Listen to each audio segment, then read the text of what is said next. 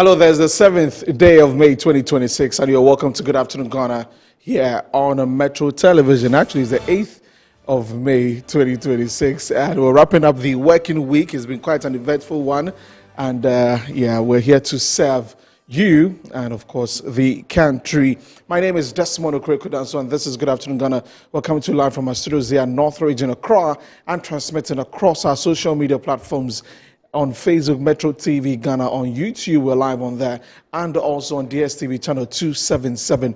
You can join us on there. So coming up on the show today, we'll be having a conversation with a woman who's doing some great stuff. She's the founder of Student Workforce Innovation Movement, Swim Love. Efua Amwakoa Ford will be joining me on the show. We'll get to talk about her works, what she's been doing, and then later we have a conversation about something that is happening at the National Identification Authority. Well, there's a looming strike action that we should be looking forward to because the workers are not happy with some delays in terms of salaries and migration compensations and all of those things. We'll get to hear from the NIA. We'll engage the head of corporate affairs for the NIA and also the Public Service Workers Union on this. Also, why has there been the delay and why is a strike action needed? Now, we'll get into all of those details on the show today, so do want to stay with us till the very end. For now, we'll do the news headlines and the updates, and Natasha Jamra is standing by. Natasha, good afternoon. How are you doing? Good afternoon. Fine, thank you. How are you doing? I'm okay. Excited also that this weekend is Mother's Day. On Sunday is Mother's Day. Yes. So on that note, we want to say Happy Mother's Day to all mothers, all women. We love you. We love you. I'll talk about my mother later. All right. So I'll be accepting gifts from everyone. Doesn't matter if I'm not a mother. Definitely. Take us away. Well, good afternoon. You're watching Newsbeat on Metro TV. My name is Natasha Jamra. Here are top stories for today.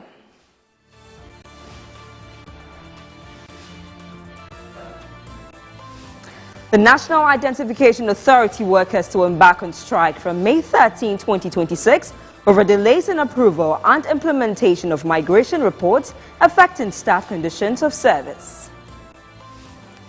And 60-year-old man arrested for allegedly assaulting a 16-year-old son in a disturbing incident at North Legon in Accra. We'll share the details with you shortly. And Conference of Heads of Basic Schools condemn assault on a head teacher and 3 others by military personnel.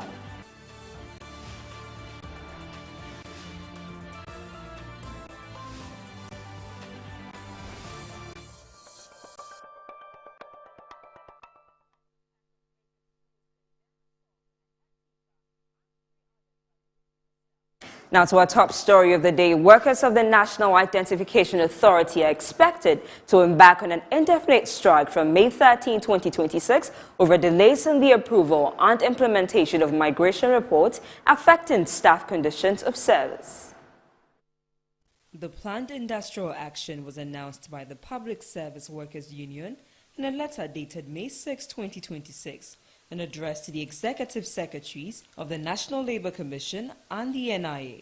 According to the union, the dispute stems from prolonged delays in implementing the migration exercise for NIA staff, despite the approval of the scheme of service in July 2024 and the start of the migration process in December 2024. The union says the delays have prevented staff from receiving proper placement, corresponding salaries, and outstanding promotions. In the letter, the union stated that 22 months after the approval of the scheme of service and despite the completion of migration process and submission of reports, the Ministry of Finance is yet to grant approval for the payment of staff under the new structure. The union further noted that several engagements with management and relevant stakeholders have failed to secure the necessary approvals, warning that the delays are threatening the relatively peaceful industrial atmosphere within the authority. Although management has assured workers that follow-ups are ongoing, the union says staff have resolved through their internal decision-making structures to proceed with the industrial action if approvals are not secured by May 13. The planned strike is expected to affect operations at NIA offices nationwide, including services related to the Ghana card registration and related identification processes. We'll engage stakeholders on that story later on in the show. Now to the Volta region, students and management of the Adidome Senior High School are now relieved from the perennial shortage of water in the school. Following Metro TV's sustained reportage on their plight, one financial institution has moved in to provide a solar mechanized 1,000-capacity borehole facility for the school.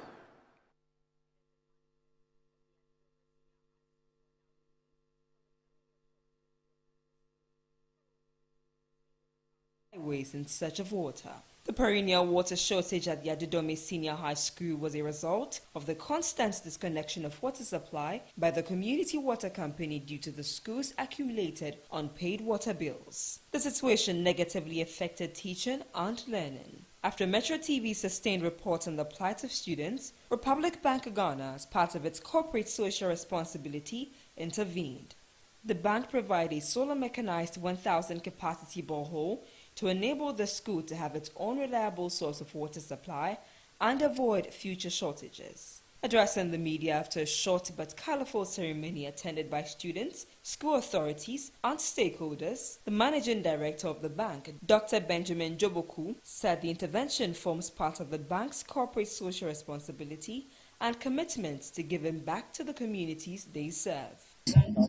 What even made matters worse was that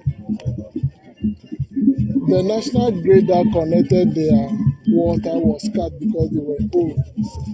And you see these young children trekking from here to the riverside to fetch water. And Republic Bank, we are signatory to the SDGs. And water is one of them that we decided to choose.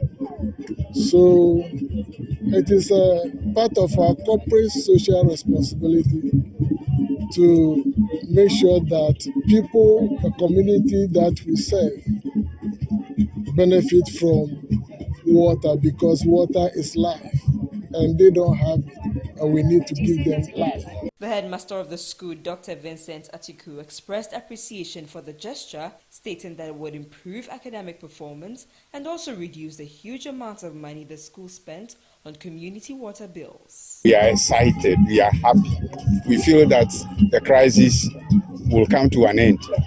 Our expectation also is that it will go a long way to reduce the amount of money we spend on water bills.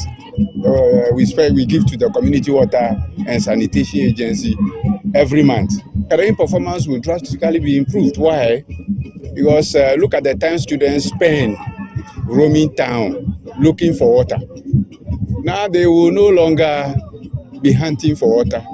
Volta Regional Minister James Gunu urged school authorities to put measures in place to properly maintain the facility to prolong its lifespan. It is our duty and responsibility to maintain this facility.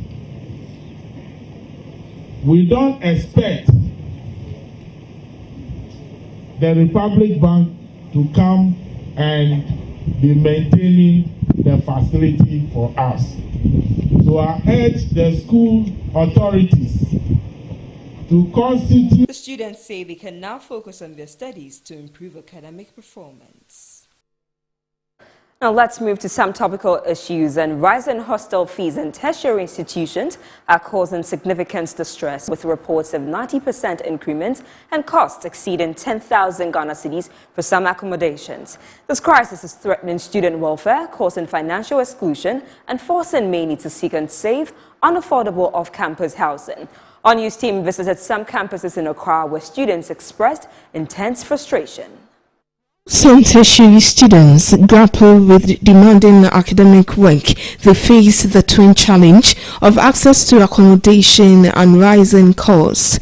On some instances, it can feel a bit unfair because when they increase it, there are a lot of people that struggle to get accommodation on campus. So when they increase, it's difficult for them to then also get access to it. And then there are some people that maybe they were already on campus and then they see it is manageable, but then they increase it and then all of a sudden they don't know what exactly they are going to do because it's way too high and way more than they can manage.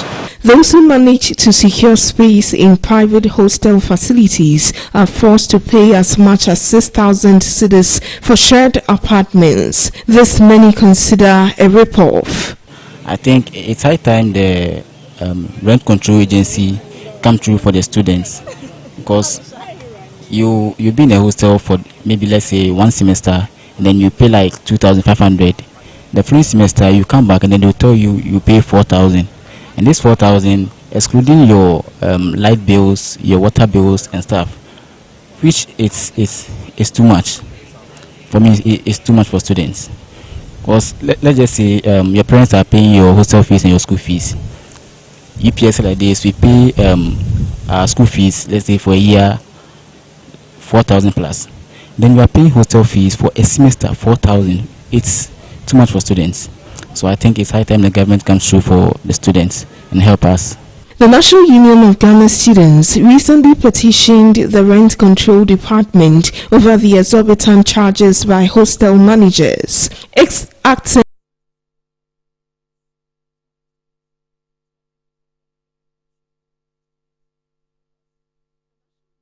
Commissioner visited some hostel facilities to gain first-hand insight into the situation. This kind of exploitation must not continue, and Minister Helen Adusu should step out immediately without delays. And you see, the students are complaining. NUS represent the student body of this country, and we must not pretend we have not heard. We are not pretend we are not aware. Today, I moved myself with the Rent Control Department and the media houses, and this is what I have in my hands. And I really want to be captured so that I will not be misquoted. The students are calling for an immediate intervention to ease their financial pressures. Remain on that, and communications team member for the National Democratic Congress, Hans Assoyene, speaking on Good Morning Ghana, lamented the deplorable state of hostels in Ghana, describing the hike in prices as a collective failure of all politicians. This follows an inspection exercise in Accra by the Acting Commissioner of the Rent Control Department, Frederick Opoku, to check the licensing and operational practices of hostels after being petitioned by the National Union of Ghanaian Students. New Patriotic Party National Treasurer Hopeful Alfred Thompson, also speaking on Good Morning Ghana, called on government to give the cry of students and parents a listening ear. If we were proactive, all this would have been done. It is a collective failure of all politicians. And the interesting thing that many of us may not want to talk about is the fact that go behind the ownership structure of many of these facilities. They are owned by politicians. Maybe that is the reason why there is that kind of lack of political interest in actually dealing with the root cause of it. There was one time not long ago I was pressed and I needed to use the washroom in the University of Ghana, one of the private hostels. When I walked in, I had to walk out. Just to pee, I had to walk out. This is terrible. Today, public toilets in Ghana appears quite decent than many of the private hostels when you go to their toilet facilities. And so students live under such conditions and they sleep in such conditions. So you ask yourself that, where did we go wrong? As a nation, where did we go wrong? People or children, young people need support. We need to help them. We need to advance them because there are challenges in the system. You came, you said, I'm going to help you more. I'm going to add on to what has been done, which that is what every government is supposed to do. Add on and make things better. But rather, what are we seeing? This SOS that you are telling us about is serious and dangerous and hazardous, health-wise, because the person staying there can get an infection or can fall ill easily. He says their government is a listening government. Me, I know for sure that the government no I mean, this will fall on deaf ears. Now, a 60-year-old man has been arrested by police for allegedly tying his 16-year-old son to a quad bike and dragging him on a road at North Legon in Accra. The incident, which reportedly occurred near the Adonai area on May 3, left the teenager with multiple injuries after he fell onto the tarred road while being dragged. According to police, residents nearby intervened after hearing the victim scream for help. The teenager was later rushed to the hospital for treatment, while the suspect, identified as Eric Mante, was taken into custody. Police say preliminary investigations indicates the father acted out of anger after the boy allegedly went to play football without permission. The suspect is currently assisting with investigations.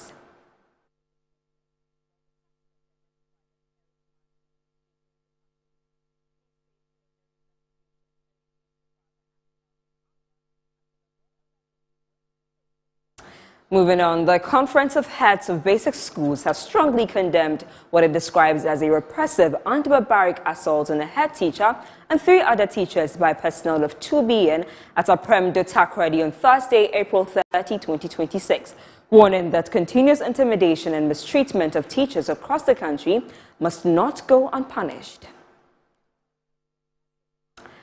Now here's a statement by the head teachers. Says head teacher and 3 others subjected to a brutal assault by battalions from 2BN Aprem do Takoradi. The leadership of the Conference of Heads of Basic Schools hereby condemns in no uncertain terms the repressive and barbaric treatment meted out to a head teacher and 3 other teachers by personnel from 2BN Aprem do Takoradi on Thursday, 30th April 2026. We express our deep concern over this unfortunate incident, especially as such acts are becoming far too frequent, yet little or nothing is being done to bring the perpetrators to justice.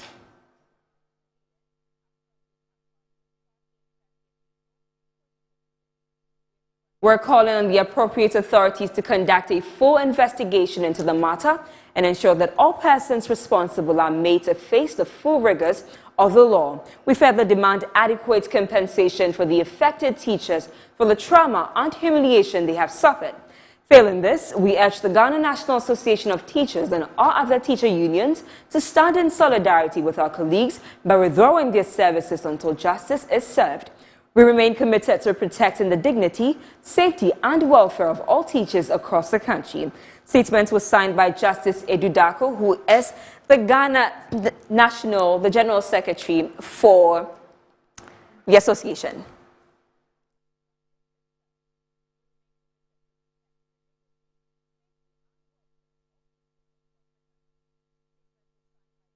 And the District Chief Executive for Garu, John Abari, has alleged that illegal small-scale mining activities, popularly known as Galamsey, are contributing to the low number of candidates sitting for the ongoing basic education certificate examination in the district. He made the assertion during an interview. Our Upper East Regional Correspondent Ibrahim Abudi has more. A total of 1,456 candidates are sitting for the ongoing basic education certificate examination in the Garu district. Out of the figure, 819 are females, whilst 637 are males. Authorities say the number has reduced drastically due to increasing school dropout rate, particularly among male students. Speaking in an interview, the District Chief Executive, John Abari, said information gathered from schools and parents suggest that many students abandon their education and migrate to Galamsey areas across the country to engage in illegal mining activities. Not only at the JSL level, even when you look at that level, because of their youthful nature, you might not feel it as such. But when you get to the SS level, there are so many people who get to the SS level, some abandon it and go to the illegal mining because of what they see, because they will see a colleague who goes there and some few months or so later the person will come back building a houses, not even a house, come back with heavy cars and all sorts of things. So they see it as a short way to get rich. The Garu District Examination Coordinator, Edward Ndebugri, also indicated that the examination process has so far been peaceful and incident-free. Some of the candidates, however, described the examination questions as ambiguous and challenging, saying it could affect their performance. You see the question, the way they set the question is difficult, and there is no teacher who are assisting us, there is no support for us. Yes, and the question, if you see the question, they are hard, they are just application, the test. Yes, and that's what I observed. Moving on to some health-related stories, the committee set up by the government to investigate the death of 29-year-old engineer Charles Emisa has completed its work and issued specific recommendations to the health sector. Here are the recommendations on your screens. So, specific recommendation is to ensure compulsory triaging of all patients brought to healthcare facilities in a state of emergency across the country, and establish a national emergency care fund to enable emergency care for the first 24 hours in public and private healthcare facilities across the country. Also, expedite action on legislation for public and private healthcare facilities to prioritize life-threatening cases and ensure stabilizing interventions for patients in need of emergency across the country. Ensure basic life support and advanced cardiac life support training for health workers, pupils, students, and general public. And lastly is to establish a national governance and management system for emergency care to ensure implementation of all game-changing interventions in public and private healthcare facilities across the country.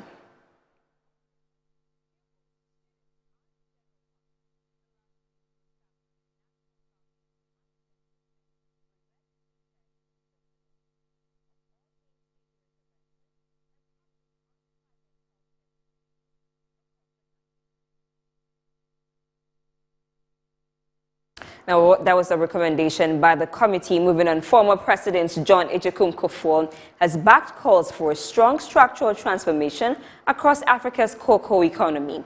He gave the keynote address at the Made in Africa Cocoa Finance and Investments Forum convened at the London Stock Exchange.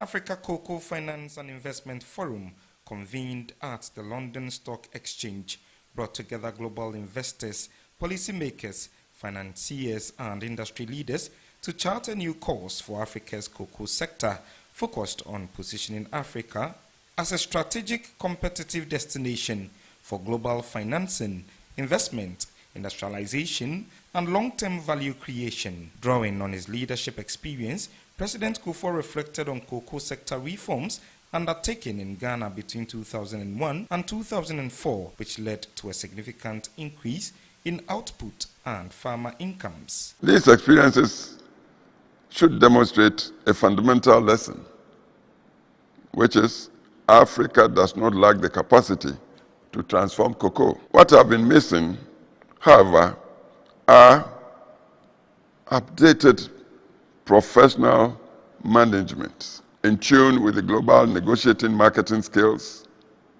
scale, coordination and sustained capital alignment, and investment along the value chain across countries. He urged stakeholders to define a clear and actionable vision for Africa's cocoa economy by 2040 rather than 2050, citing rapid technological change and evolving global market. Delays in implementing solutions, we should all admit, would attract risks. Risks like, first, at the farm level, it threatens incomes and youth engagement. Two, at the national level, it constrains foreign exchange earnings and industrial growth. And thirdly, at the global level, it risks locking Africa permanently at the lowest rung of the value chain. I therefore invite the Africa Cocoa Vision Panel, particularly private sector leaders, to articulate clearly what Africa's cocoa economy should look like by the year 2040 and not 2050 because of the current transformational technologies of digitalization, artificial intelligence and others impacting on all endeavors. The conveners announced that the forum would build on the success of its inaugural edition with a series of global convenings aimed at connecting capital market with cocoa producing origins. Now back to the Volta region, youth engaged in sporting activities in Sugakope in the South Tong district of the region are set to benefit from an ultra-modern stadium complex aimed at nurturing their talents and helping them achieve their dreams of becoming professionals. This vision is being realized through the efforts of the Member of Parliament for South Tong, Maxwell Kwame Lukoto, who has broken ground for the construction of a 6,000 capacity stadium complex. The event was marked by a colourful durbar led by the South Tong Member of Parliament, Maxwell Lukoto, with support from the district's Chief Executive, Victoria Jaklo, traditional authorities and key stakeholders in sports. The ceremony officially kick-started the construction of the Sugakope Stadium, a 30 million Ghana cedi project designed to meet modern standards, inspire community pride and serve future generations. When completed, the facility will feature an AstroTurf football pitch, athletics track, volleyball and basketball courts, a swimming pool for training, conference halls, a children's playground, and hostel accommodation, among other amenities. Your involvement is not optional, it is essential. The success, sustainability, and future of this dream depends heavily on you. This stadium is being built for you, your talents, your future, and your opportunities. Commending the initiative, the Volta Regional Chairman of the Ghana Football Association, Daniel Agbogba, appealed to other members of parliament in the region to emulate the gesture by investing in similar sports infrastructure. And we want to use this platform to appeal to other leaders, opinion leaders across the region, that we need more of this in our region. Football in our region is making a step further, and we can't do it without the required facilities, some of which are beyond our scope as far as the structure is concerned. Victoria Jaklo was the district chief executive for South Tong. We are only saying that the place has been earmarked for sporting activities, and that is what we are going to use it for. Whoever says that he or she is a landowner should come up for us to sit down and talk. But for them to stop the project, it will not work. Paramount Chief of Vume Traditional Area, Togbe Yao Akono, assured of the full support of traditional leaders to ensure the successful completion of the project. We want to assure our DCE and the general public that we would not allow anybody to interfere with.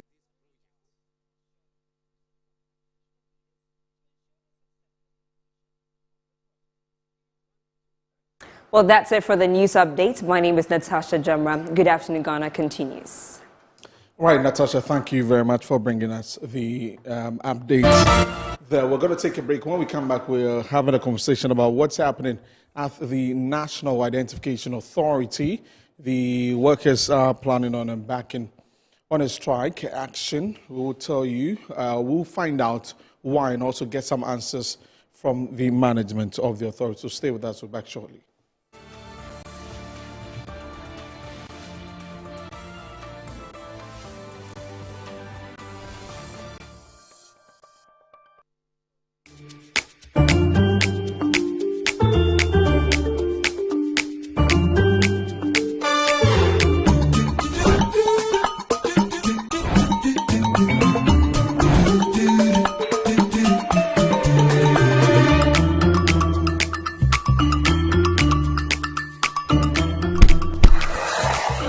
Hey buddy, it's me Azar.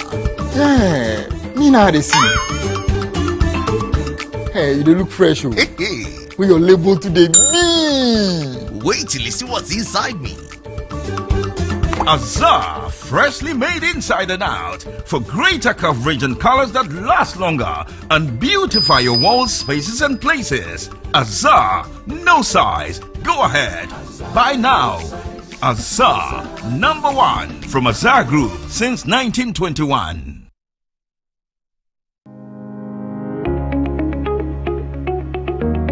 Looking for comfort, convenience, and class all in one place? Welcome to Stay Easy Apartments on Conference Center, where modern living meets exceptional service. Whether you're staying for business or leisure, Stay Easy offers you a home away from home. Spacious and well-furnished apartments, pool, gym, and everything you need to relax and feel at ease. Planning a meeting, workshop, or special event? Our event ground and state-of-the-art conference center is designed to host your events and bring your vision to life. From corporate gatherings to private functions, we provide the perfect space, supported by modern equipment and a professional team ready to assist you. At Stay Easy, your comfort and success are our priority. Book your stay or reserve your space today. Call us at 020-739-1473 or 0244-226367. Stay Easy Apartments and Conference Center. Stay easy with us.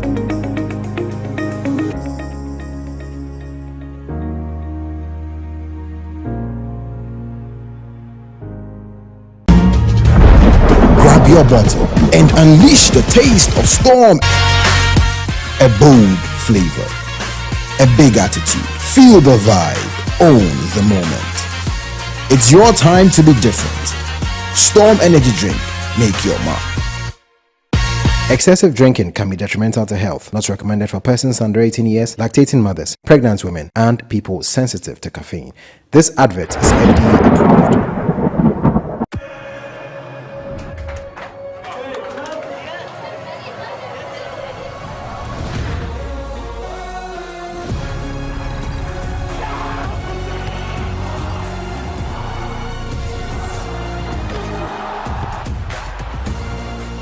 June to 19 July, everything can wait. The FIFA World Cup 2026. Catch all 104 matches from as little as 98 Ghana cedis live on SuperSport. Only on GoTV.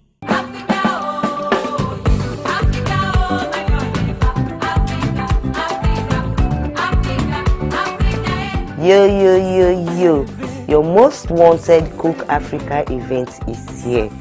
My name is Mariam, Sierra Leonean living in Ghana. I'm kindly inviting Sierra Leoneans to come and enjoy at Metro TV on the 23rd of May, time 9 a.m. prompt. Come and enjoy Sierra Leone food and African dishes. Salon people, una no left behind. Una color we can enjoy because this show ya get for sweet. Una no ever hear Metro TV the show. Una color we can enjoy together. Yeah, you go taste different African dishes. Thank you. See you all there. I go see una there, my sister and brother there. Thank you.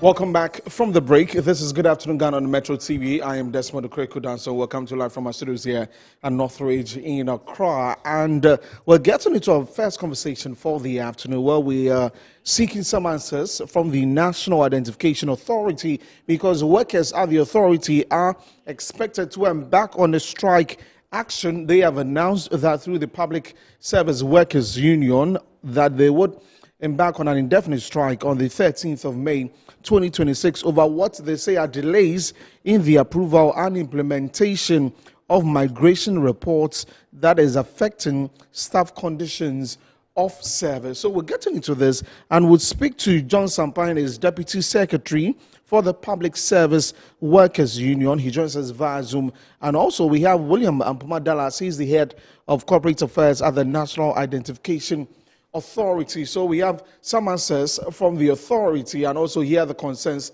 from the workers. Gentlemen, I thank you very much for joining the show. John, if you can hear me, good afternoon. Hello, good afternoon, and good afternoon to our listeners. Great. And Mr. Ampoma Dallas, can you hear me?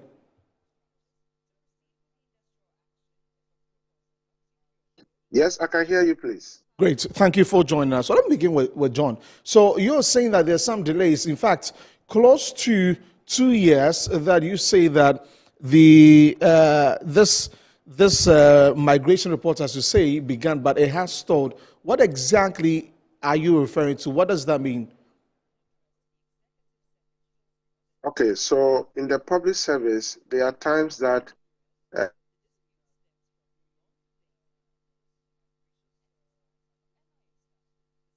for you, once the new scheme of service is approved, you have to take it through the process of migration. What it means is that some people might have been wrongfully placed, or some people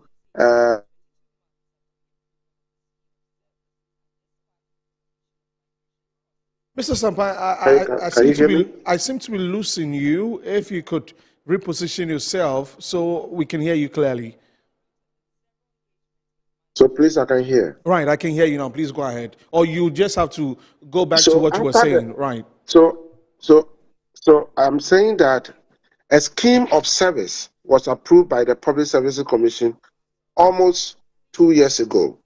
Now we have gone through processes of migrating the people onto the new scheme of service. This was done by the Fair Wages and Salaries Commission, and this has been done for the past 8 months or so. Report has been sent to the Ministry of Finance, and usually when the Fair Wages is done with this, we follow up at the Ministry of Finance. We have been doing this together with the management of the NIA, and for close to 6 months, we have not gotten any positive outcome from the Ministry of Finance. The workers, therefore, at a meeting, unanimously decided that they can no longer wait. And as a mother union, we have no option than to go ahead with the resolution of the workers. Right. Share with us what these delays, how it's affecting the workers at NIA. Oh, usually this delay because there are some people that either they were wrongfully placed and that this process has corrected it.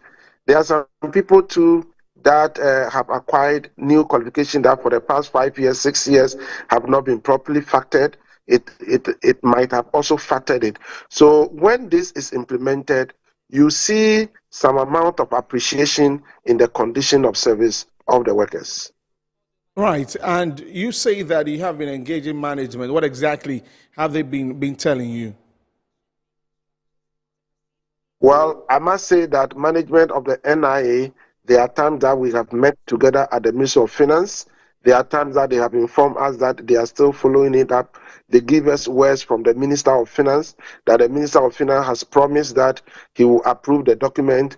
For the past 1 month, it has been one promise. About 4 months now, it has been one promise or the other. And the workers are no longer able to wait.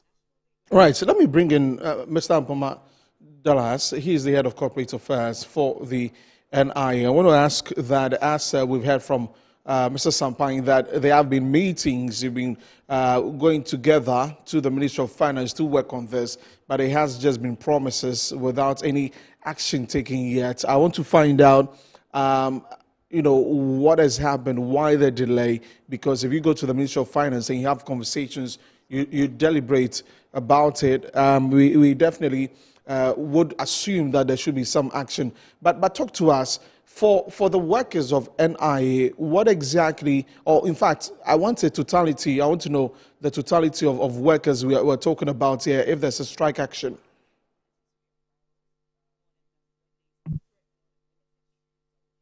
Hello, Mr. Sampai.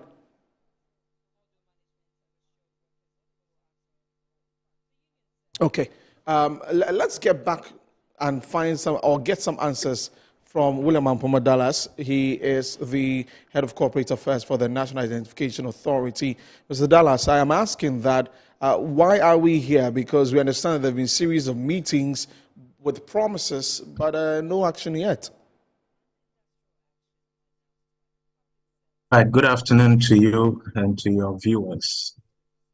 So it is not accurate to say that we've had meetings with the union and we have not been able to put our words into action. But that's what Mr. Sampine says. When that's not accurate. You see, when we took over, this management took over under the leadership of Mr. Wisdom Kwaku Deku, the Fair Wages and Salaries Commission were still handling the migration issue. Under Wisdom Kwaku Deku's leadership, management have been able to work together with the union and staff to move the migration document to the Finance Ministry. That is action. As we speak, we are just waiting for the final leg of the migration, where the minister will append, the finance minister will append his signature on the documents and forward same to Controller and Accountant General so that they can begin paying our staff what is due them. As management, we have taken notice of the letter the union sent to us, that if by 13th of May, they don't get the final approval, they are going to go on an industrial strike. We have taken notice of that. We acknowledge that there are issues that needs to be dealt with. We have adequately made provisions for this migration in our 2026 budgets. So I do not think that this is an issue of budgets that has to delay for our staff to go on strike. We are very hopeful that before the 13th of May, deadline that the union has given, we will be able to get the document approved by the Finance Ministry for Controller to, as it were, work on it. We do not want our staff to go on strike due to what we do, because if they go on strike, a lot of things can go wrong. At the heart of the Executive Secretary and his management is to see a motivated staff, because the Executive Secretary, Mr. Wisdom Kwaku Deku, has always maintained that in every technological system around the world, the weakest link is an unmotivated staff. And so with what we do, collecting data, storing data, and rendering services to all manner of people within Ghana, industrial strike is something that we shouldn't entertain as management of the authority. But we acknowledge that their concerns are legit, and as management, we are doing everything possible within our means to ensure that before 13th May, their migration document is approved. As we speak, the governing board of the authority are in a meeting together with the Executive Secretary to fashion out a strategy on getting the document approved. So we are not relenting on our responsibilities, as in checking our responsibilities to get the documents approved. Even yesterday, the Human Resource Director of the authority was at the ministry for a couple of hours to see if he could meet the minister. Unfortunately, the minister was busy, so he couldn't get hold of the minister. But other steps are being taken to avoid the impending industrial strike. So it is not true that there has not been any action under the leadership of Mr. Wisdom Kwaku Deku. Well, for Mr. Sampa, action will be that we wouldn't have been where we are now. So you're not just saying this because they threatened to go on the strike, but you're saying that plans were far advanced to make sure that things were sorted. So, as I mentioned earlier, if you meet a document at point A, and as we speak, we've been able to move it to point C, that is action. That is not checking of responsibility or paying less services. We are committed to ensuring that these staff get what is due them. And for us, that is not negotiable. We will continue to engage. All we are asking of them is to exercise some little patience as we work to ensure that their migration document is approved by the finance minister. Right. John Sampa is still on. John, so the head of corporate affairs says that management is working on that and are promising that by the 13th of May, there should be some good news for the workers of the NIA. You trust that will work because you've been talking about empty promises. So thank you very much. And I want to repeat myself that we are not blaming the management of the NIA. The management of the NIA led by Mr. Wisdom has been very cooperative, and we have been working on this together. But of course, we see him as part and parcel of the government and also the Ministry of Finance. So although he has given us a lot of assurances, and we also recognize the effort that he has put into this, the most important thing is that for the past 2 years or so that we started this process, we have still not received approval from the Minister of Finance. And all the assurances from the Minister of Finance has not crystallized into signing the document. And that is the reason why this notice has been given. If by 13th we have gotten approval, we are not even saying that the money should be paid, but we have gotten approval from the Minister of Finance, why not? We'll go to work and we'll not call this strike action. Unfortunately, we cannot help it because the workers are frustrated, and if we are not careful, they may actually take the law into their own hands. And as a mother union, we need to provide leadership, but also the resolutions of the workers and our structures must be respected. So this notice has been given, and we are only praying that the Minister of Finance will do the needful and avert this unintended strike action.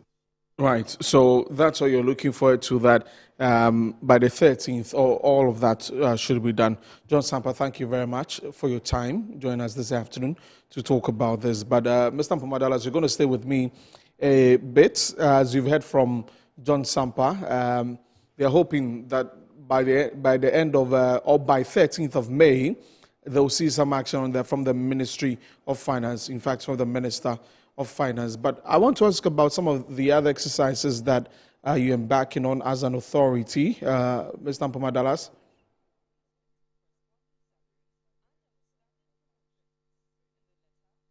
Right.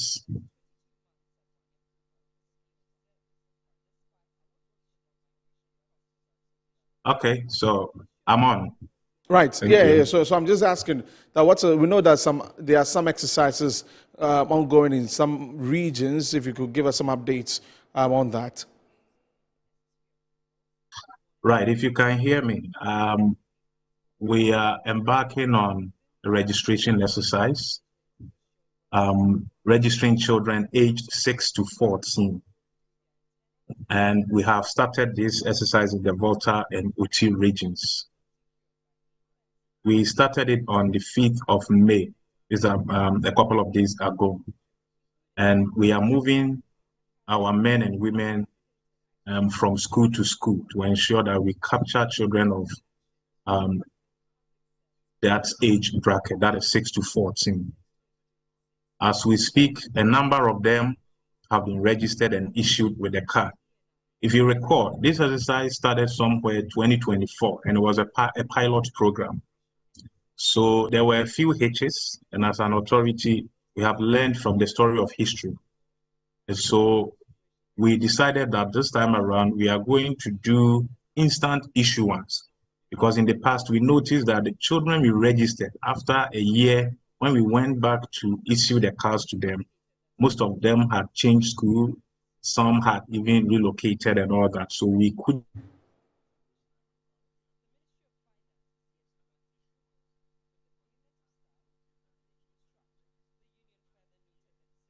Okay.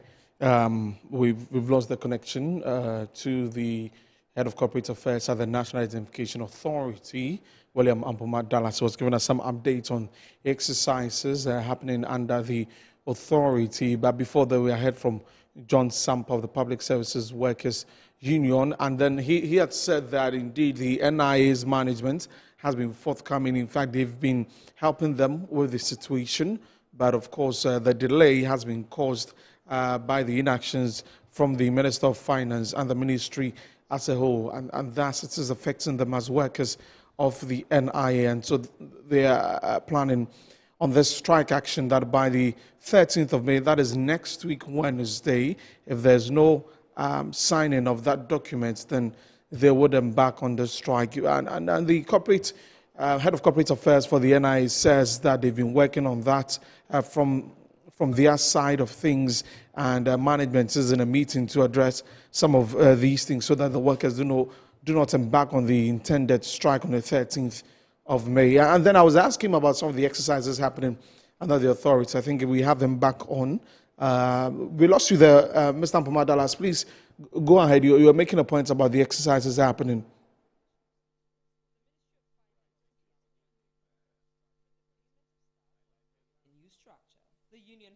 So, and then we have also started issuing cards to the kids. I was saying we did it in 2024, and we learned something from the story of history. So as we speak, we are doing instant issuance to the. This is about day 3 into the exercise. We are targeting about 3.1 million kids in this exercise nationwide. So from the Volta and Uti regions, we are likely to move to the northern region to capture the children in that age bracket, that is 6 to 14. We are also working to activate the registration for, and as we speak, just in a few hours' time, we are going to have a high-level meeting with Ghana Health Service, Birth and Death Registry, to test the system together with our technical partners with regards to the 0 to 5 registration. So these are some of the activities the NIA is embarking upon. Let me be hastening to add that after the exercise in Uti and Volta region, we are going to activate the process in all our district offices in these 2 regions, so that after we are done with the registration in the schools, those we were unable to capture will be able to visit our district offices and get registered by our district registration officers and their teams. That is what we are going to do throughout the year, and we, per our timetable, we are likely to finish about 11 regions this year. The other 4 regions, 5 regions, we are going to continue that in the ensuing year, that is 2027, to make sure that the target of 3.1 million is achieved. Okay. Thank you very much for your time this afternoon on the program. Good afternoon, Ghana.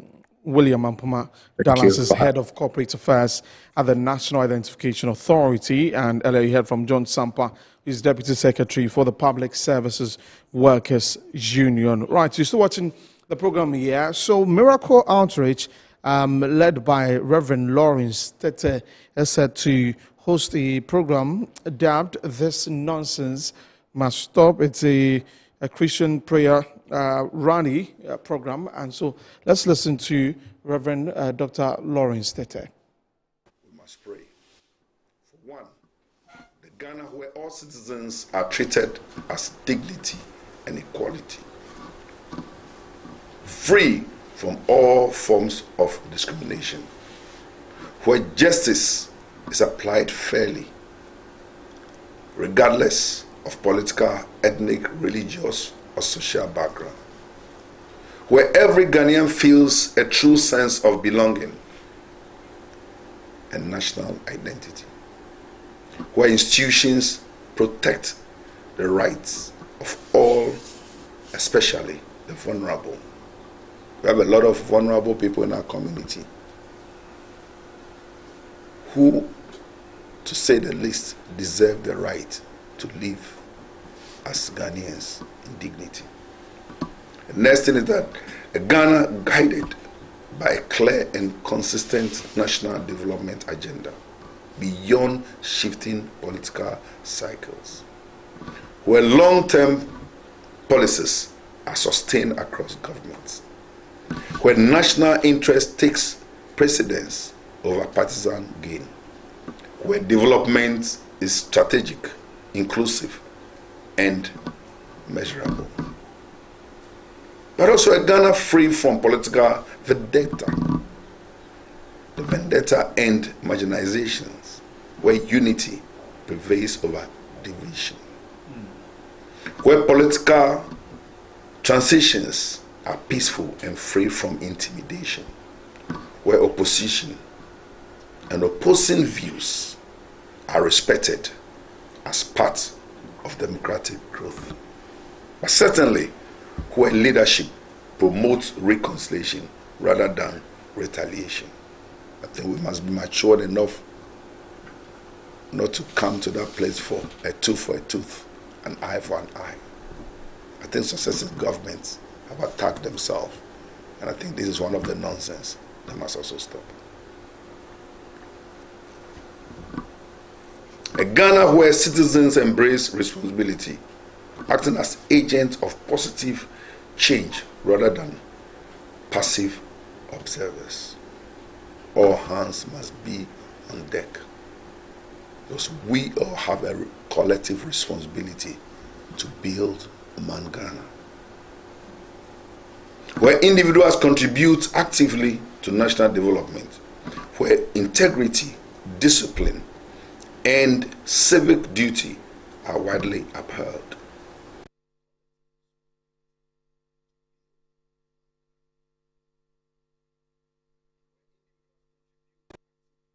We must pray for one, the Ghana where all citizens are treated as dignity and equality, free from all forms of discrimination, where justice is applied fairly, regardless of political, ethnic, religious, or social background, where every Ghanaian feels a true sense of belonging and national identity, where institutions protect the rights of all, especially the vulnerable. We have a lot of vulnerable people in our community who, to say the least, deserve the right to live as Ghanaians in dignity. The next thing is that a Ghana guided by a clear and consistent national development agenda beyond shifting political cycles, where long-term policies are sustained across governments, where national interest takes precedence over partisan gain, where development is strategic, inclusive, and measurable. But also a Ghana free from political vendetta, the vendetta and marginalizations, where unity prevails over division, where political transitions are peaceful and free from intimidation, where opposition and opposing views are respected as part of democratic growth. But certainly, where leadership promotes reconciliation rather than retaliation. I think we must be matured enough not to come to that place for a tooth, an eye for an eye. I think successive governments have attacked themselves, and I think this is one of the nonsense that must also stop. A Ghana where citizens embrace responsibility, acting as agents of positive change rather than passive observers. All hands must be on deck, because we all have a collective responsibility to build Human Ghana, where individuals contribute actively to national development, where integrity, discipline, and civic duty are widely upheld. Right, so that was Reverend Dr. Lawrence Tete of Miracle Outreach talking about This Nonsense Must Stop, a program that's coming up. 5-day prayer program. But we're back in here. We're going to be talking about something interesting that an amazing woman is working on. She's the founder of Student Workforce Innovation Movement, SWIM, and she is Love Efua Amwakwa Forward. And she joins me here as we talk about a lot of things that she's working on to help students, in general. And this is a global initiative dedicated to expanding opportunities for students through workforce innovation, education partnerships, and entrepreneurship. And it comes with a lot of other things. And we're going to hear from her herself. So let's get into the conversation. Now, Love, welcome to Good Afternoon, Ghana. Right. Hope you're well, though. Fine. Yes, we're good to. We're happy to have you here also. Now, let's talk about you. First off, what should we know about you? We just want to know everything and how you've moved into SWIM, right? Yeah. So talk to us about yourself. The person that I believe is the backbone of SWIM, and that is His Majesty Odepo Amwakwa Boadu VIII. Without him, SWIM would not have started at this time. And so I want to definitely say thank you to him. And then there's someone else that I'd like to thank, because I came to Ghana December of 2022, and it was at the invitation of a gentleman named Dr. Kazito. Okay. And when I came in 2022, I had the opportunity to visit the dungeons and experience so much of the culture. But when I visited the dungeons, that is what ignited something extra. It put a spark in me. And so that actually became a part of who I am and what encouraged me to find purpose and vision and bring value to the African continent. Right, that's good to hear that these experiences shape up, what you decide to do for others. But for yourself, have you lived in Ghana? Have you lived abroad? You want that background? Sure. So I have not lived in Ghana, but I do intend to move here permanently. And great. I am a resident of Bremen Asakuma in the central region. That is correct.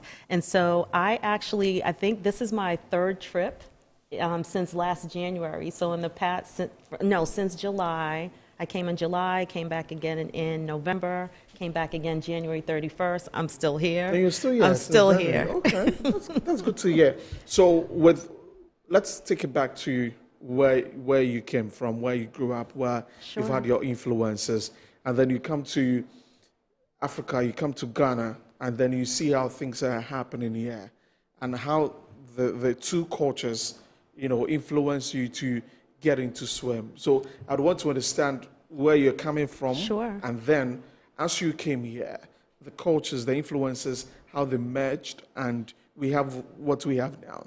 So my family is from an island in the West Indies called Montserrat. And Montserrat, I learned that the slaves that were from Montserrat, they came from Elmina. So my ancestors are from the central region. I grew up in Boston, Massachusetts, and always had that West Indian American, now African combination. And so in terms of the culture, there are a lot of differences. I think it's important for the diaspora to just kind of take a step back and learn more about what's happening on the African continent. Just to give you an example, in the real estate market, my business partner, Hannah Atiase, and myself, we realized that diaspora need to feel that they have a trusted place to go to find real estate. And so just doing things to bridge the gap and bridge all the different industry and needs is very important. And so we created a platform for that to help diasporas find real estate in a trusted way. So that's your field. Yes, real estate. Okay. Real estate is my background. Okay. Real estate is my background. And so I've just over time developed an instinct to figure out what I need to do to help make things more communicatable to the diaspora and the African continent. So those two platforms were my way of doing that, of bridging that gap. Right. Because we have to be able to make that connection. I know swim is definitely a connection, and everything that I'm doing with Reverend Dr. Hannah Atiase is a connection as well. Right. That's good to hear that you're already doing something, helping to bridge that gap. But into swim now, you're trying to connect young people. You're trying to give opportunities to young people to meet, industry, because there's always the conversation about industry not exactly happy with the quality of students who come out from the universities, meeting the work demands actually in the industry, and several other situations like that. So what exactly do you want to achieve with swim and with Ghanaian students, with giving opportunities to people? So with swim, I really want it to be an even level playing field. I want the individuals on the African continent, not just Ghana, but we're launching in Ghana, we're launching in the Central region, but I want to give them access to the same opportunities, information, and resources as everyone else globally in the world. And so swim, it does that. It allows them to take It allows them to take, okay, it allows them to take certification classes from accredited colleges and universities. And the first one that we've partnered with was Carolina TIUA, and I am in talks with other universities in Ghana. Heritage Christian University has partnered with us, and there's several others that are coming on board. But the goal is to give them an opportunity to take accredited certification classes from accredited bodies and match them with businesses that have paid projects. So if a business comes on board with a paid project, the company allows a team member to work with the school to create a niche certification for the student. So now the student is working on a paid project, but they're being educated on how to work on the paid project. So it bridges that little missing piece. It was, for me, I found it unfortunate that there were so many intelligent people on the African continent starting in Ghana that have gone to school and graduated from school. I heard last night there's someone that has been sitting at home for 10 years with no work. And swim can help bridge that gap and change that. So that's what you're seeking to do with. Well, we're doing it. You're doing it already. We're already doing it. We have 8,000 students that have already onboarded. 3,000 students already have basic admin skills, virtual assistant skills, and call center skills. And so we already started. We had a certification class for AI and a certification class for blockchain technology just start this past week. Okay. So our goal is to do some beta testing before we launch in November. I like the idea you talk about artificial intelligence because that's what it is now, and blockchain and all of that. So we're looking forward to seeing much more of what you're doing. But just in May, we have what's the plan for the rest of the year, really? So we are super excited because we recently have formalized a partnership and alliance with PLO, Professor PLO Lumumba. Oh, okay. Yes, and so that's great. Yes, so he actually is officially an advisor and spokesperson for SWIM. So that has been something that has been amazing and exciting for us this month. We've met with the Minister of Youth, and we are working through some things with his department as well with the SEED program. So we're excited about that also. And just we have a lot of partnerships, pending partnerships and opportunities and meetings coming up that we're excited about. SWIM is here to stay. SWIM is going to sustain itself if there's another pandemic. SWIM is going to spread across the continent. It already is. We do have future African Leader Award winners that are part of SWIM. Our global ambassador, Clinton Ajimang, he actually has organized future African Leader Award winners around the continent. So we have people in Kenya, Nigeria, Malawi. So we are spreading our tentacles throughout the continent, and they're duplicating what we're doing here in Ghana. I see that in the last few weeks there have been lots of strategic partnerships that SWIM has been doing, getting on board global leaders, influential people, and I also understand that the Evans Atremensa has been appointed Agri-Tech Innovator and Global Advisor on Global Agri-Tech and Climate Innovation. He is, and we are excited to have him. We also have Yuri Tedes, who was a former advisor to President Bill Clinton. We have Dr. Tanya Wiley, who is a legal strategist on the team. And we have Ambassador Wallace Williams, who's an ambassador in Nigeria for Trinidad and Tobago. So we have quite a few. A number, right. Yes. As we wrap up on this, Love, if anybody's watching, how do they get in touch?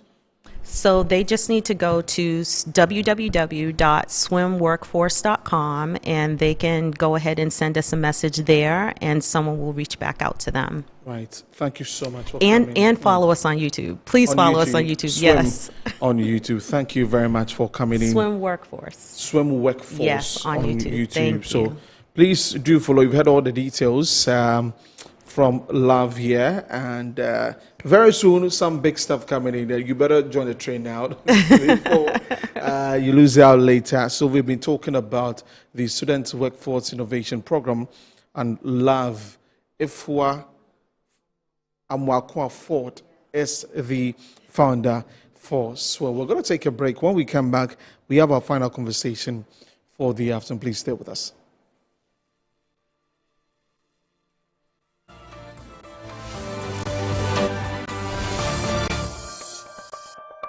Finding the ideal property shouldn't be a daunting task. At MNC Properties, we believe everyone deserves a place to call home. That's why we specialize in providing affordable housing options under our flagship project, Fresh Property Joy, specifically designed for low and medium income earners. Our range of customizable homes includes 2- and 3-bedroom standard and executive options, all meticulously crafted using innovative interlocking brick technology. We understand the importance of simplicity and convenience in the acquisition process. That's why we have designed our procedures to be straightforward and hassle-free, offering flexible payment options tailored to your individual needs. In addition to our affordable homes, we proudly offer litigation-free lands for sale in vibrant and upscale communities that present the perfect opportunity to build your dream home. We are committed to making affordable housing a reality, providing you with the joy of owning a home that meets your budgets and aspirations. Whether you're looking to buy, rent, or invest, we've got you covered.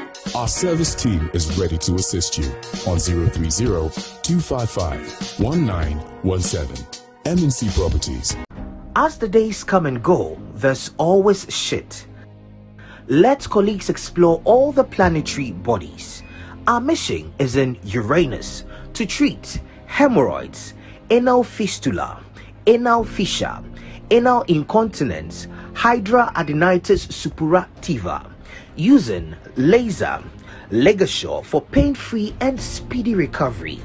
On Uranus Street, Accra, is Main Tuber Hospital and Coloproctology Center. Trust Uranus with us, and we will delight you. Visit Main Tuber Hospital today or call us on 0244 581 541. Launching BSc Development Economics at the Ghana Christian University College. Study a job-ready university program, BSc Development Economics at the Ghana Christian University College. Job is ready for graduates who possess degrees and certificates in BSc Development Economics, professional certificate in Theoeconomy, certificate in Theoeconomy with business. Enroll at the Department of Theology and Economics at the Ghana Christian University College, Amrahia, Adenta Dodua Road, Accra. Full bursary is available for BSc Development Economics graduates to study master's program at the State University in South Africa. Enroll now. Take advantage of this opportunity to join elite professionals in economics. Call 0557 351 090 or 0575 633 307 or 030 296 0542. WhatsApp us on 0557 351 090 or you can get in touch online on www.theoeconomy.edu.gh. Powered by the Center for Theology and Economics, CTEC.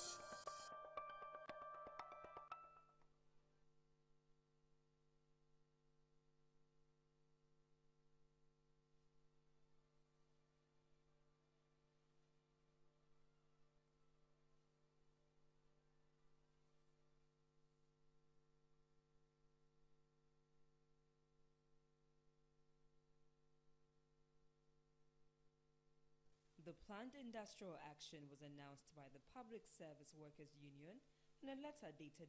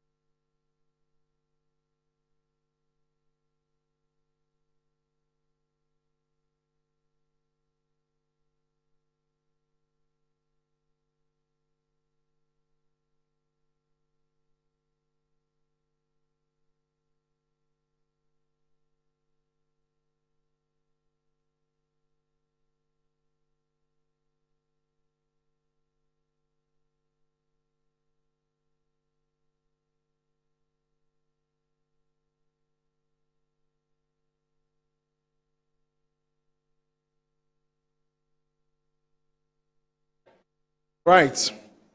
Welcome back from the break. You're still watching Good Afternoon Ghana here on the Metro Television. Our final conversation for the afternoon. We're going to be speaking to Alexander Kwadwo-Tetteh.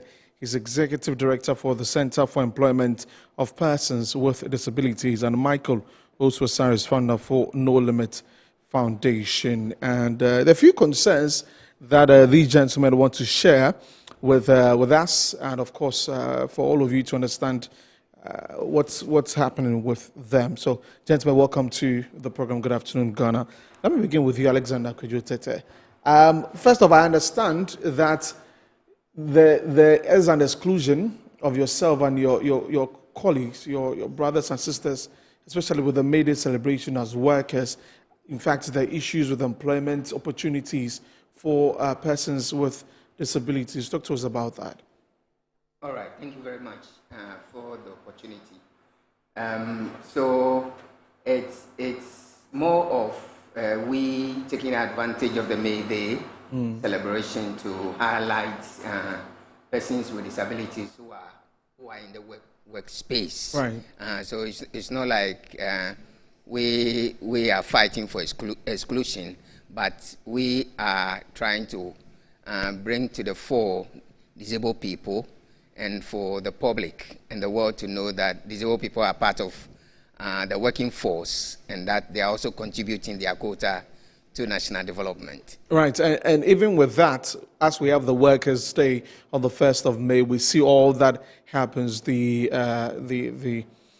celebration this year was in Koforidua, and I don't think I had seen persons with disabilities on the march. That is where I'm coming from. That does that feel like there's an exclusion, although there are persons who are in the workforce, but when it comes to a day like this, the light is not on them for people to see that they are part of the workforce. Yeah, definitely you are right. So this occasion, which is coming on the 12th, that's right. Tuesday next week, is so we've brought together all those matter in Ghana as far as the May Day is concerned. Okay. We've invited the Secretary General of TUC to be part of the program. We've invited Corporate Ghana and other persons with disabilities who are working in the corporate institutions and then the government sector together, so that we can celebrate them, and also to remind government and also labor unions that, of course, persons with disabilities are part of the unions. So they need to be highlighted. They need to project them. They need to give them a slot, right, so they can also exhibit the contributions they are making to the labor production within the country. Okay. Yeah. Michael, so next week, apart from what Mr. Tete has mentioned, what other things are we looking forward to at the program? Thank you, Desmond. Just to touch a little bit before I go to that, you asked a question, and to be fair, and this year's May Day celebrations, I know they did a walk from somewhere to the Independence Square, and they had persons with disability as part of the celebrations. Only that day, majority of them met them at the Independence Square, so they were not on the walk, but then they met them. So at least let's give Anna where Anna is due. So they were celebrated, but this is a stage which is at 12th of May that we are actually highlighting the achievements of persons with disability within their workforce, and also celebrating institutions or companies or organizations that are championing disability inclusion. Okay. Because we believe that if businesses accept persons with disability, then society is going to accept them as well. So we are putting a spotlight on individuals with disability who are entrepreneurs and also employees, and then organizations that are deliberate and intentional about putting disability inclusion on the forefront. So that's one of the things that we'll be doing. And also, we can't just highlight or celebrate them just that, but we're also looking at bringing corporate institutions to sort of help them design products and services. So like the insurance sector, so we have conversation on inclusive insurance, conversations on digital inclusion and connectivity and financial inclusion 3.0, so that organizations can come in, so persons with disability also can come in, ask questions, so it would give them a sense of ideas as to the kind of products and services they can design for their community. And also, EY, also, there's a study by EY that shows that the economy of persons with disability globally is more than $8 trillion. And that's a huge number that companies, organizations can overlook.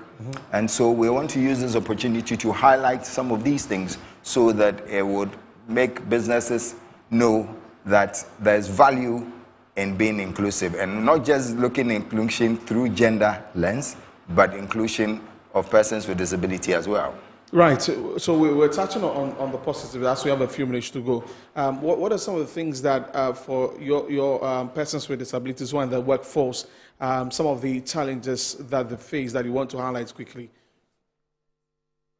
Yeah, I think that, of course, this occasion is to talk about the positives. Right. We want to, because over the years we've been talking about the challenges. But some of the challenges are the space, inaccessible spaces. For example, if you employ somebody like Michael, I mean, with a scooter, you need a lot of space to be able to maneuver and sit. You need to be able to make ramps for him to be able to access the building. Okay. And then when he has to get a file from a colleague, he should be able to get it and be able to work freely. So those are the challenges. Secondly, assistive technology devices to assist them. I mean, for a blind person who wants to work with a computer, he needs certain software to be fitted into his computer to be able to work, and other things, which includes attitude of other workers. Right. So it's the details. So on Tuesday, where is it happening? It's Tuesday, the 12th of May. It's happening at the Advantage Place, the Enterprise new head office, the Enterprise head office, their new head office, which is just behind the new Bank of Ghana, opposite Rich Hospital. Yeah, I think it's a kind of a new place, so a lot of people don't seem to know where Advantage Place is. But if you put it in Google, Advantage Place, behind the new Bank of Ghana head office. Exactly. Right. Okay. Exactly. Yeah, and everybody is invited to be part yes. of it. Yes. Gentlemen, thank you so much for coming in this afternoon. We had to do this. Alexander Kwedu-Tetteh is Executive Director for the Center for Employment of Persons with Disabilities, and Michael Owusu-Asare is founder for No Limit Foundation. So next week, Tuesday on the 12th at Advantage Place. The time? 11 a.m. Right, so 11 a.m., be there to support them. We're highlighting all the positives with persons with disabilities who are in Ghana's workforce. So let's all be there and support. And that's it for the show. This afternoon, we're bringing to you the Clean Report right after Good Afternoon Ghana with Chris Tandor. So do stay tuned for that. We're talking about perennial flooding. Who must act? That's the topic for today. So happy Mother's Day to all mothers out there on Sunday. It's your day. I wouldn't be here to say, so let me say I can talk for my mother, Agnes Yawa and Kuvie. Happy birthday to you, ma. From the Danso Battalion, 6 of us, we are grateful to you for taking care of us. God bless you so much. And to everybody's mother, everybody in here, all your mothers, we say happy Mother's Day to all of them. So that's it. My name is Desmond Okrekodan, so enjoy the rest of our programs. Bye-bye.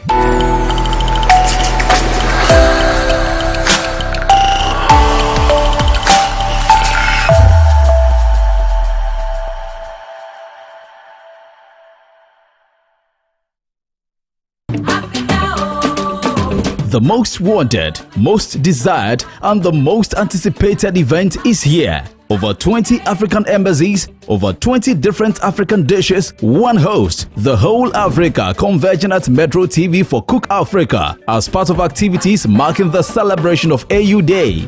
On the theme, Healthy Bite, Brighter Africa, Cooking for Wellness. Come taste best African cuisines on Saturday, 23rd May 2026, 9 a.m. prompt at Metro TV premises, Northridge. This event is a Metro TV initiative supported by Metro Digital, Original TV and Original FM. For sponsorship and partnerships, call 054-028-1537. Cook Africa 2026, Healthy Bite, Brighter Africa, Cooking for Wellness.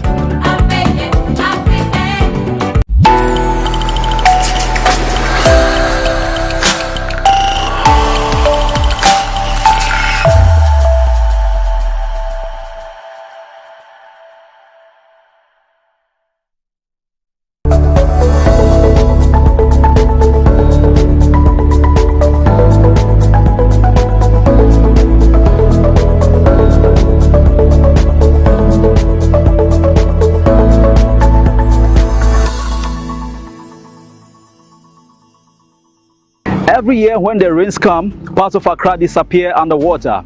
Homes flooded, businesses collapse, and precious lives are lost. But this is not just a natural disaster, this is a man-made crisis. And so today on the Clean Report, we are asking, why is Accra choking and who must act to fix it? My name is Cristando and I warmly welcome you to this week's edition of the Clean Report here on Metro TV. Stay tuned, I'll be right back.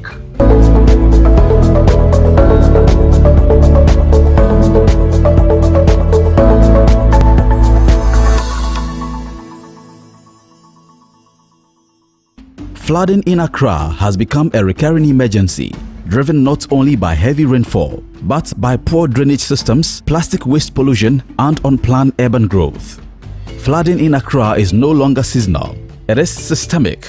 Drains meant to carry water are clogged with plastic waste. Waterways meant to flow freely are obstructed by buildings, and urban expansion continues without proper planning. According to experts from Ghana Hydrological Authority, many of the city's drains lack the capacity to handle increasing volumes of stormwater. At the same time, poor waste disposal practices overwhelm systems managed by the Accra Metropolitan Assembly and the other assemblies within the Greater Accra region.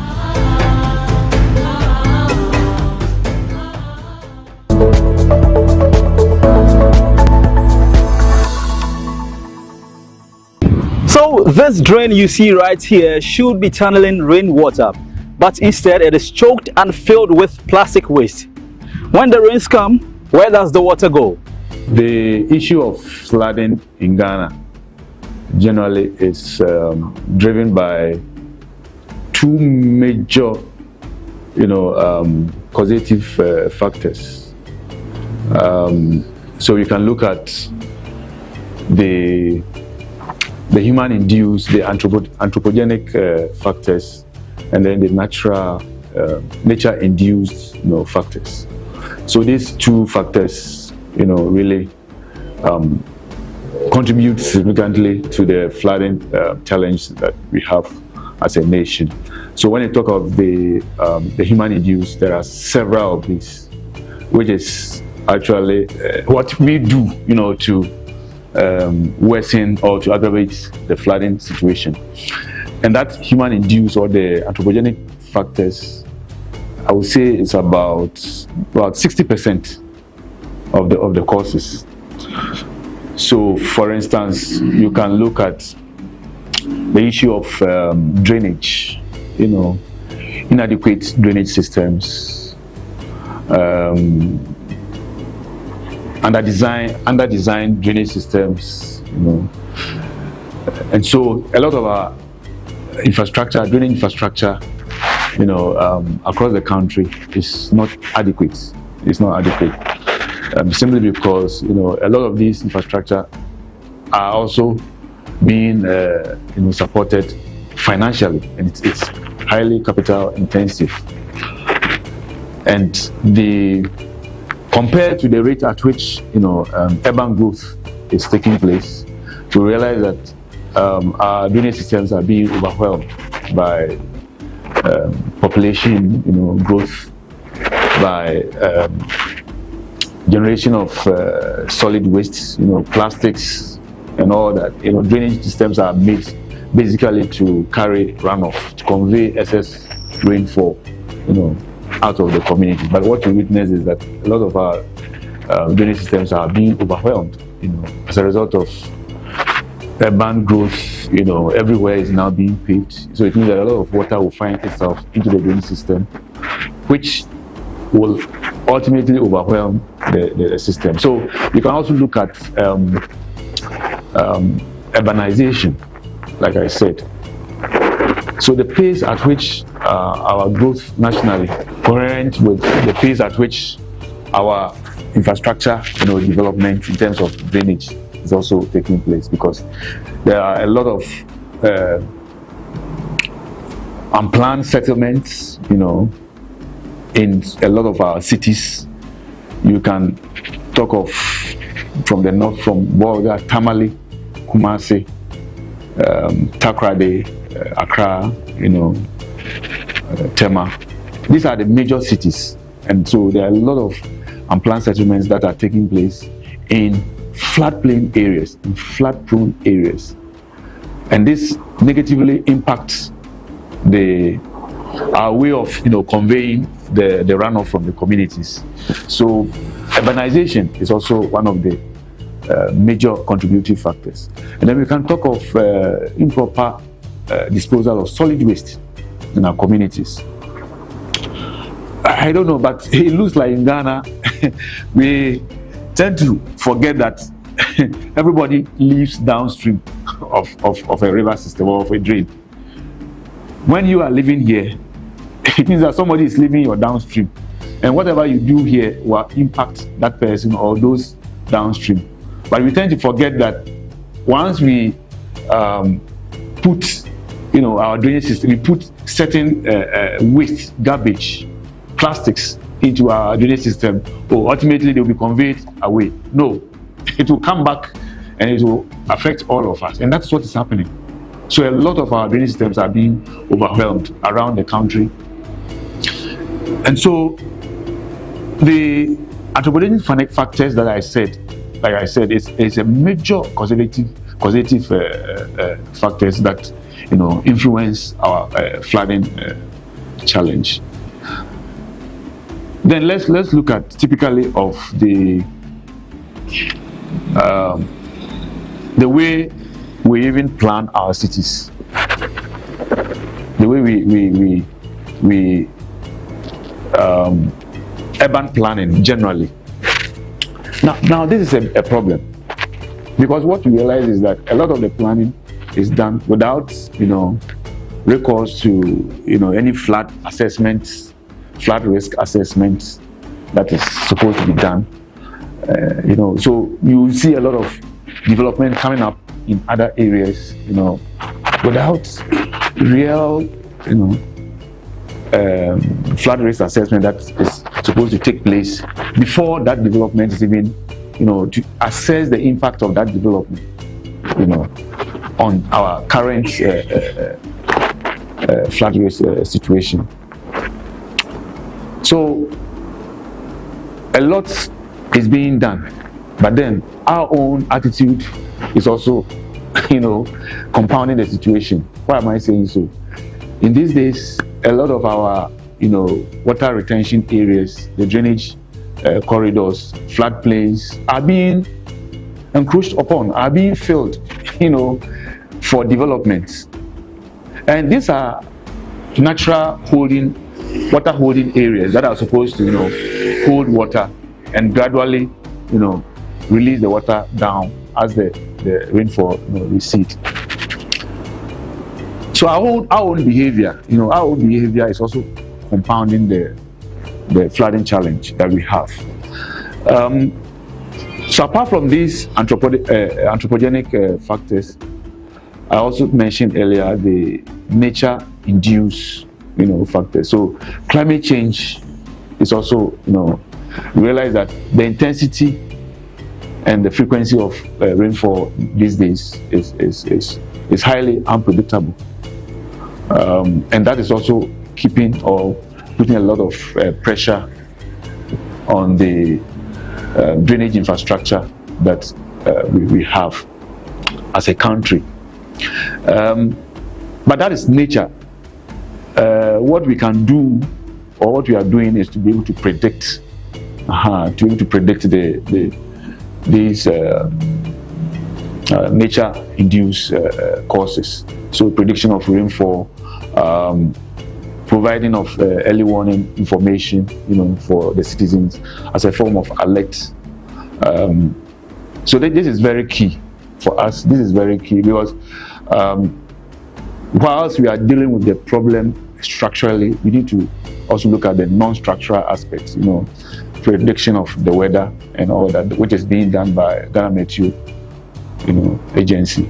A lot of the drainage systems that we have, are designed taking into consideration a number of factors. So land use, land cover changes, rainfall intensity, so these days we integrate a lot of climate information into the designs that we do. But what we witness is that like I said before, you know, you can have the best drainage systems, but the functioning of it depends significantly on the behaviors of, you know, the communities that live around.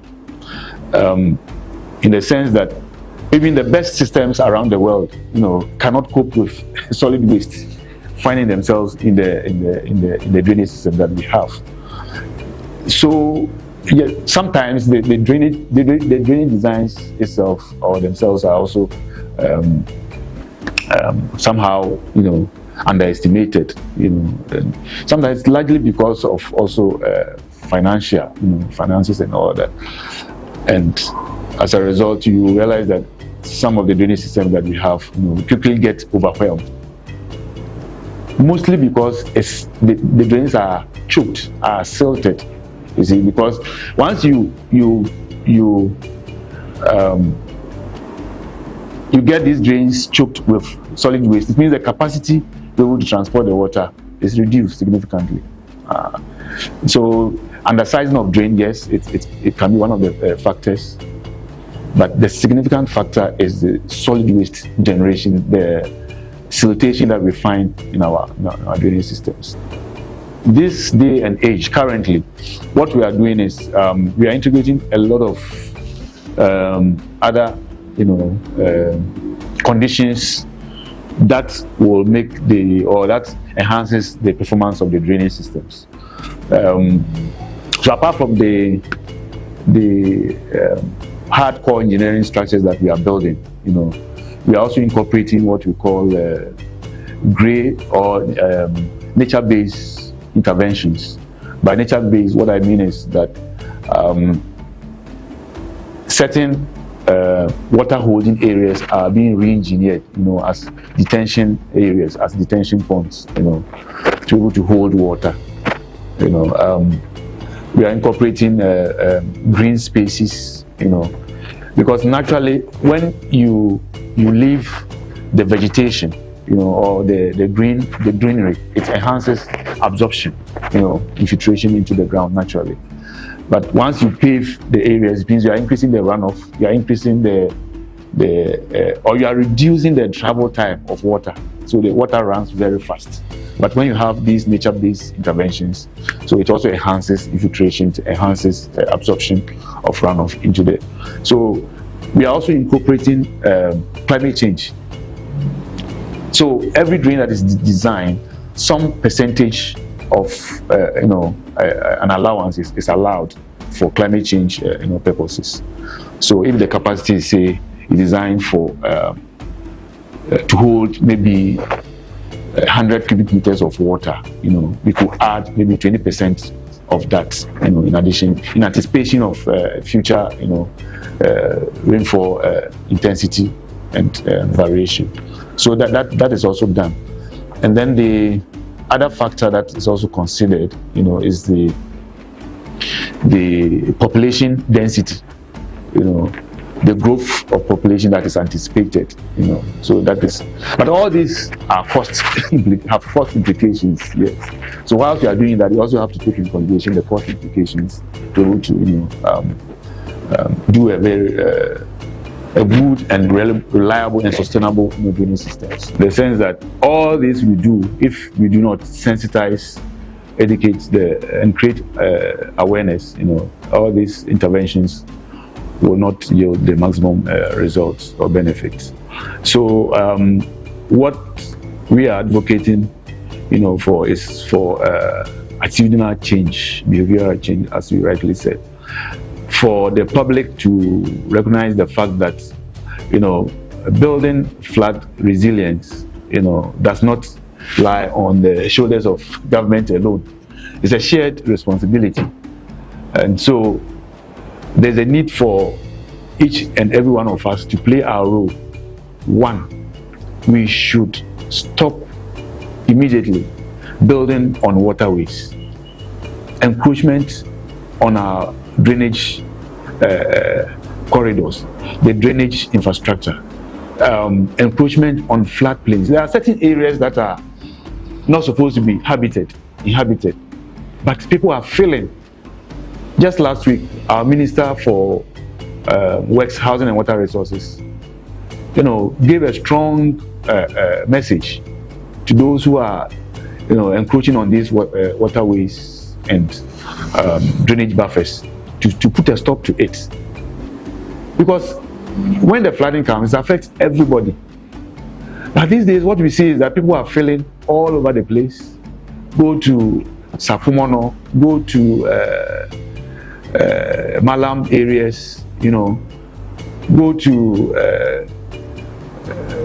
this place, what do they call it? Downstream of the Wager, all the places are being filled, for development, all in the name of development.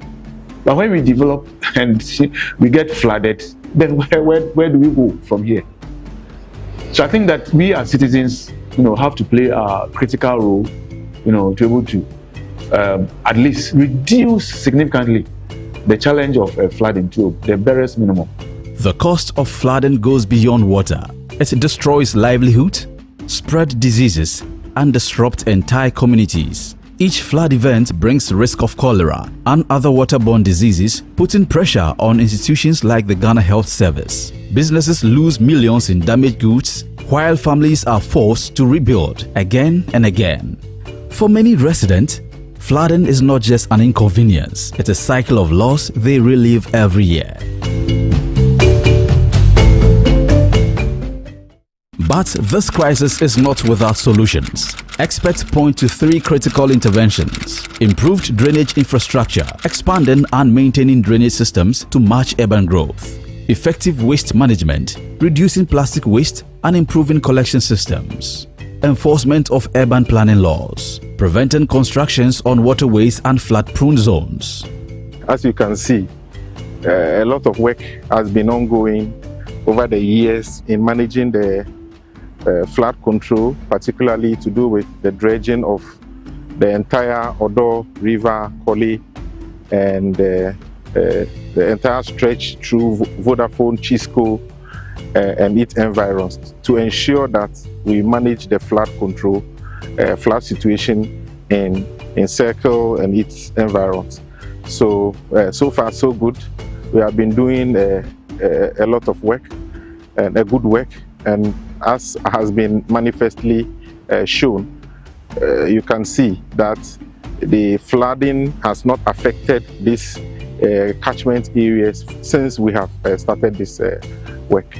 And we thank the government and the World Bank for this opportunity. Yes, so about your question, how we managing the plastic waste, solid waste in our water body, particularly in this stretch, the Odo and Koli. Plastic waste has become a very serious phenomenon for us, particularly to do with the dredging work and the flood control, flood management work that we have been doing. Ideally, the sun should come without all of this, but because it has this particles inside and plastic waste and rubber, stones, wood and other things, we have invested in a sun separator that will separate the plastics and the other unwanted materials from the sun. Then we will dispose it appropriately to our mother company to recycle them into other compost material.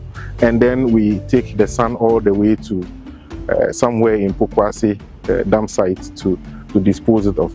And the level of siltation, the level of dredge materials, solid waste we are dealing with is phenomenal, as you can see. So far, that's how we are managing the solid waste among the dredge materials that we are removing from the river body. Yes, what can we do to ameliorate that? Excessive waste in our drains is because most of our drains are not covered, and most of our feeder roads and other community roads are also untapped. So when it rains, all of these sediments move into our drain and end up in this major drainage.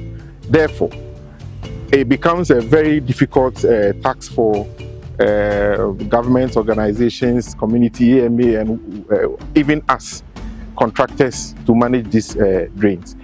What I think we should do, or government should do, or Ghana should do, is for the policymakers to ensure contractors put in a lot of expertise to ensure the drains are covered, and then also some major roads that lead to the main roads within Accra urban center are also tarred. And then community by community, the various MMDAs, district assemblies, metropolitan assemblies, and even Accra Metropolis must ensure that people don't just dump their waste anywhere. And I think it's about time government empowers the waste management companies, particularly to do with Zoomlion and its sister companies in collecting some of this waste and processing them. So that's what I think. So we have to use technology base in reducing the sand siltation into our water bodies. One of the major ways we can do is to create sand traps. And I think the World Bank is formulating some contractual arrangement and funding for interested parties, contractors to bid to introduce sand traps in the major drainages from Carnation, from the other places. I think 4 different locations. Once we introduce the sand traps, this sand trap mechanism would trap out the sand siltation, and then we'll be able to remove them from those areas, manage it before it ends up in the Koli or Odo.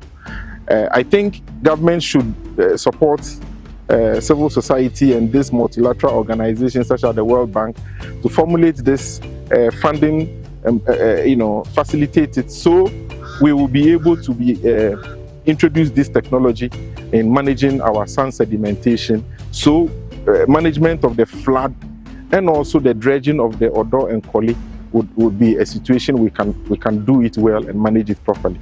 Yes, on top of my head, I don't want us to reinvent the wheel. Other countries have done it before.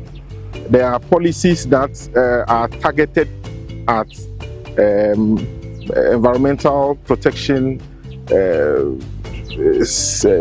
sewage, waste management, and all of that. I think that one readily available policy that will be acceptable by all is the polluter pay policy.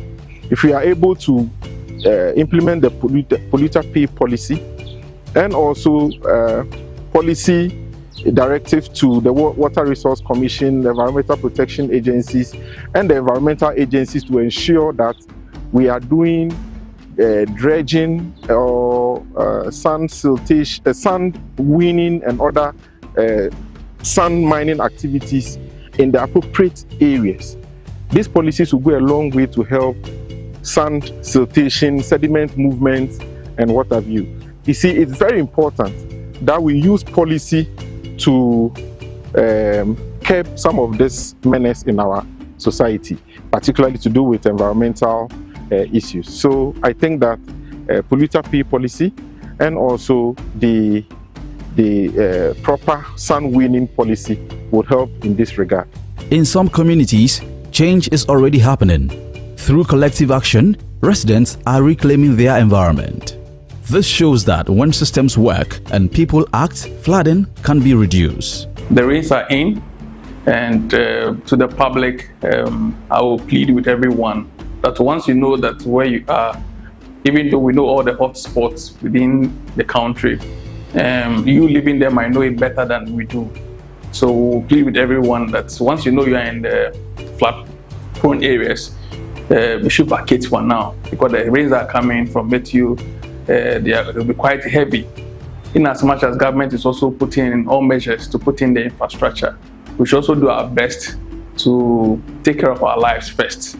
So we should pay attention to GMET and be listening to the weather forecast every morning and evening, so that will guide us. So there are some places that are not supposed to be driven in the night when the rains are coming. We should know. So, as I said before, the way we are not controlling development in the country is also a major role that is causing a lot of flooding in the country. So we should all take it into good consideration and then make sure that we put things right so that everybody will be safe. Government can do whatever they are doing. Hydro can come in and put in the infrastructure.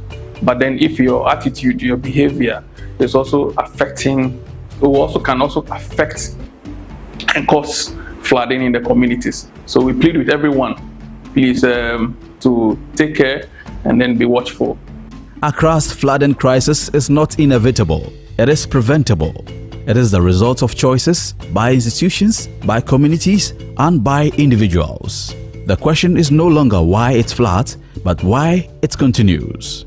A cleaner city is a safer city. A planned city is a resilient city, and a responsible society is a flood-free society. Dispose waste responsibly, support sanitation initiatives, demand accountability from city authorities, because when drains are choked, cities choke.